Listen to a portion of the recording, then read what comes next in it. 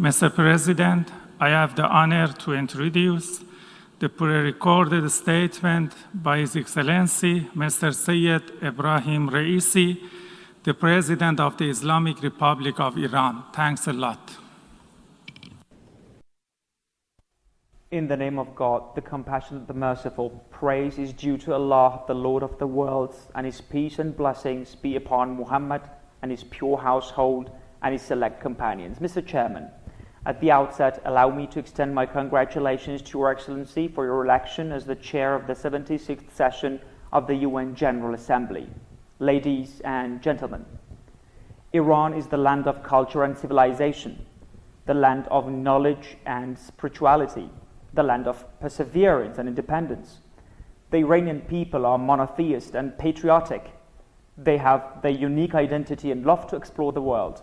For hundreds of years, our nation have safeguarded their right to self-determination and freedom against the hegemonists and have made their country the most progressive in the election-based political system in the West of Asia. The Islamic Revolution was indeed a great leap for the fulfillment of national and Islamic ideals of Iranians, including freedom, independence, and religious democracy. I, as the elected president of the great people of Iran, am honored to be their representative to convey to the world at large the message of rationality, justice, and freedom, which are the three most fundamental principles of the life of the contemporary man. However, those three principles that all the Abrahamic religions have in common would not be able to attain their purpose without spirituality. Freedom and justice as two sacred and innocent words that are too broad to define are indeed very tough and intricate when it comes to practicing them. Freedom means the right to think, decide, and act for all the human beings.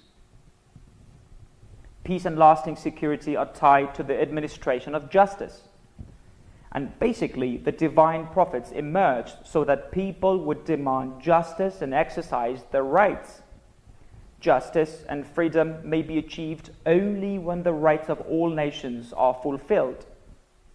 As a matter of fact, any violation of the rights of nations will more than anything endanger global peace and security. Ladies and gentlemen, this year, two scenes made history. One was on January the 6th, when the US Congress was attacked by the people, and two, when the people of Afghanistan were dropped down from the US planes in August. From the capital to Kabul, one clear message was sent to the world. The United States hegemonic system has no credibility, whether inside or outside the country. What is seen in our region today proves that not only the hegemonist and the idea of hegemony, but also the project of imposing westernized identity have failed miserably. The result of seeking hegemony has been blood spilling and instability and ultimately defeat and escape. Today, the US does not get to exit Iraq and Afghanistan, but is expelled. And at the same time, it is the oppressed people from Palestine and Syria to Yemen and Afghanistan, as well as the US taxpayers who have to pay for this lack of rationality. Today, the world doesn't care about America first or America is back. If rationality prevails in the minds of the decision makers, they have to realize that nations' perseverance is stronger than the power of the superpowers. Over the past decade, the US has been making the mistake of modifying its way of war with the world instead of changing its way of life. An erroneous path cannot be brought to fruition by merely adopting a different method. Sanctions are the US new way of war with the nations of the world. Sanctions against the Iranian nation started not with my country's nuclear program. They even predate the Islamic Revolution and go back to the year 1951 when oil nationalization went underway in Iran, which in turn led to a military coup backed by the Americans and the Britons against the then government of Iran, which had been elected by the people. Sanctions, and especially sanctions on medicine at the time of COVID-19 pandemic, are crimes against humanity. The Holy Quran introduces the destruction of nature and mankind as a major characteristic of the tyrants. The Islamic Republic of Iran proposes that any kind of sanction-induced restriction or disruption in the supply of good health and environment as to humanitarian issues be declared forbidden.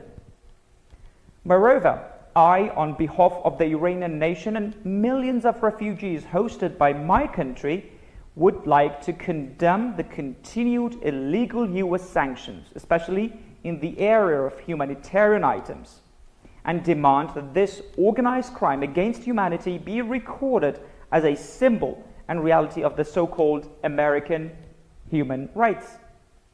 Despite the fact that the Islamic Republic of Iran was keen from the outset to purchase and import COVID-19 vaccines from reliable international sources, it faced inhumane medical sanctions. Therefore, from the very beginning, we started to sustainably produce vaccines domestically. In addition to peaceful nuclear and satellite technologies, Iran is the medical hub of the region, and numerous Iranian physicians and scientists such as Avicenna shine in the history of humankind. Knowledge that is beneficial to humanity cannot be sanctioned. We ourselves have been able to produce fuel for the Tehran research reactor, which makes radiopharmaceuticals for more than 1 million cancer patients in Iran. We have also made astonishing progress in the area of biotechnology and stem cells in spite of all sanctions. And today, despite all sanctions targeting human rights, we have become one of the manufacturers of COVID-19 vaccines. Cooperation amongst the countries of the world in the realm of health, and especially on vaccines, is tantamount to helping the spirit of humanity and the policy based on divinity, humanity, and international relations. Coronavirus is a wake-up call for the whole world, reminding us once again that the security of all human beings are interdependent. Crises in the human societies such as violence, poverty, unemployment, moral and economic corruption, collapse of family foundations, regional wars, organized terrorism, and environmental crises are all the results of inattention to the principles of rationality, justice, and freedom. Ladies and gentlemen, the strategic thoughts of the Islamic Republic of Iran are rooted in the ideas of the founder of the Islamic Revolution, the late Imam Khomeini, may his soul rest in peace, as well as in the genuine concepts of true Islam, that is, rationality, prudence, and pondering, and have resulted in the resistance in line with the national interests of countries. Speaking about the rights of nations without speaking of the obligations of the governments cannot bring about the fulfillment of the rights, as the independence of a nation is its freedom. The Islamic Revolution supports this kind of freedom and hence obstructs extremism. And this is the nature of the true strength of the Islamic Republic of Iran, which does good to all. The Islamic Republic of Iran is inspiring, and as such, the power emanating from it creates security. The security-making model of the Islamic Republic of Iran is based on forming intra-regional mechanisms through diplomacy that is pivoted on and free from outside interferences. It has been our policy to strive for the preservation of stability and territorial integrity of all the countries of the region, if not for the power and role of Iran alongside the governments and peoples of Syria and Iraq, as well as the selfless efforts of martyrs Abu Mahdi al-Muhandis and General Qasem Soleimani. Today, ISIS would be the Mediterranean neighbors of Europe. And of course, ISIS will not be the last wave of extremism. The new drive to come up with the Cold War-esque divisions will not help foster the security of humans by isolating independent countries.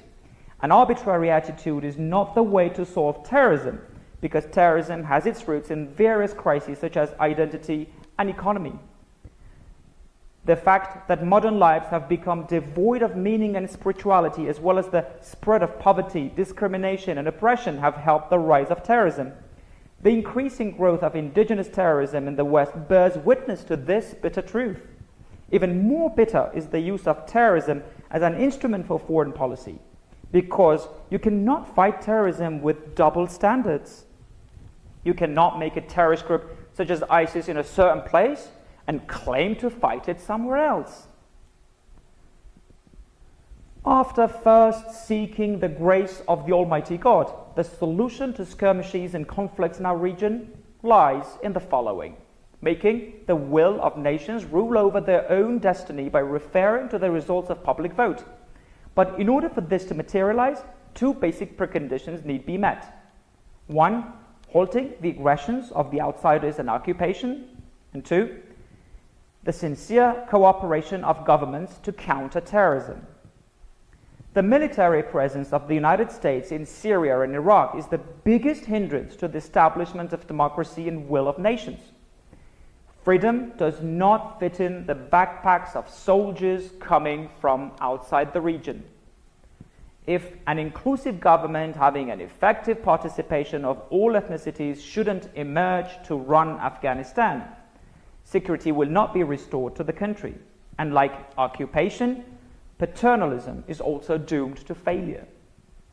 The humanitarian crisis in Yemen is very worrying, and the world needs to break its silence towards crimes against humanity. The solution? The speedy and unconditional stop to the Yemeni aggression, opening of channels for providing humanitarian aid, and facilitation of constructive talks between Yemeni groups.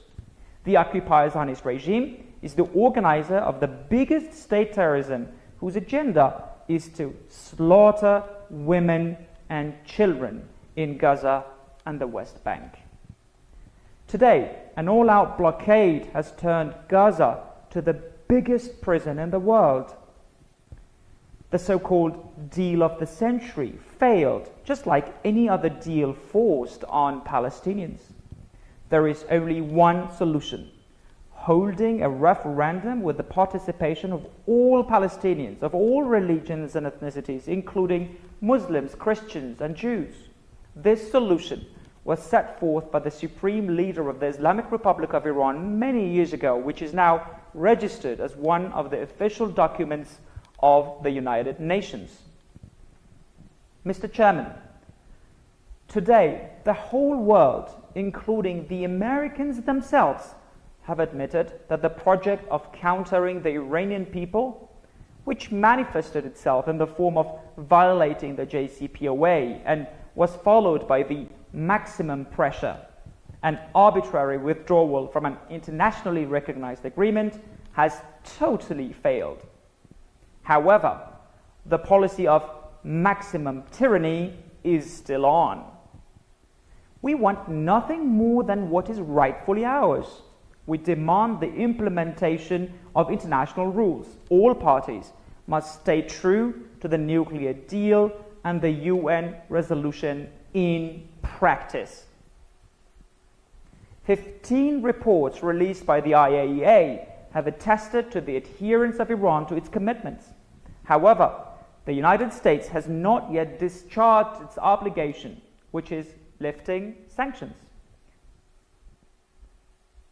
It has encroached upon the agreement, withdrawn from it, and levied even more sanctions on my people.